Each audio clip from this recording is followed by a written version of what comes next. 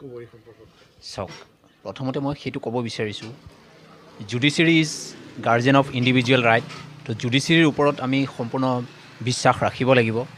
Judiciary totally এটা independent authority.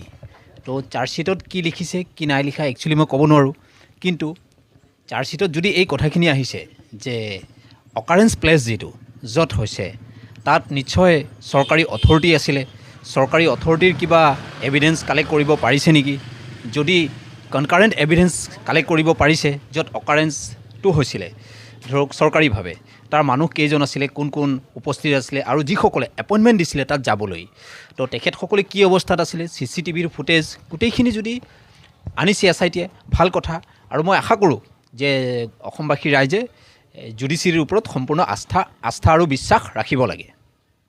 দ্বিতীয়তে আৰু এটা কথা দাদা, হয়। আপোনাৰ শেহতীয়াকৈ যি বাংলাদেশৰ এগৰাকী হিন্দু ল'ৰাৰ ওপৰত যি বৰ্বৰ অত্যাচাৰ কৰি জ্বলাই জ্বলোৱা হয়, আপুনি এগৰাকী অধিবক্তা হিচাপে কি ক'ব?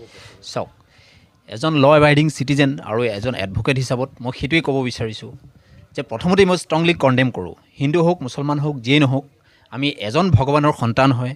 তো তেখেতক বাৰ্ণিং বাই ফায়াৰ, জুই দি যে হত্যা কৰি দিছে, ট'টেলি মই ষ্ট্ৰং কৰোঁ। এনেকুৱা ঘটনা হ'ব নালাগে। আৰু হয়তো এইটো কাৰণে একমাত্ৰ দায়বদ্ধ বাংলাদেশ চৰকাৰ। আজি ল'ৰাটোৱে হয়তো নিৰাপত্তা পোৱা নাই, প্ৰটেকশ্যন পোৱা নাই, ছিকিউৰিটি ফ'ৰ্চ পোৱা নাই, সেইটো কাৰণেহে এনেকুৱা হৈছে। গতিকে ইয়াৰ কাৰণে একমাত্ৰ দায়বদ্ধ বাংলাদেশৰ চৰকাৰহে। দেখা গৈছে হয়, অসমতো কিছু সংগঠনে কিন্তু এতিয়া বাংলাদেশৰ বিৰুদ্ধে প্ৰতিবাদ কৰিবলগীয়া হৈছে। তেনে ক্ষেত্ৰত আপুনি চাওক, এই ঘটনাক ট'টেলি মই ষ্ট্ৰংলি কণ্ডেম কৰোঁ আৰু চবেই প্ৰতিবাদ কৰিব লাগে, প্ৰটেষ্ট কৰিব লাগে, যাতে ভৱিষ্যতত এই ধৰণৰ কাৰ্য যাতে বাংলাদেশত নহয়।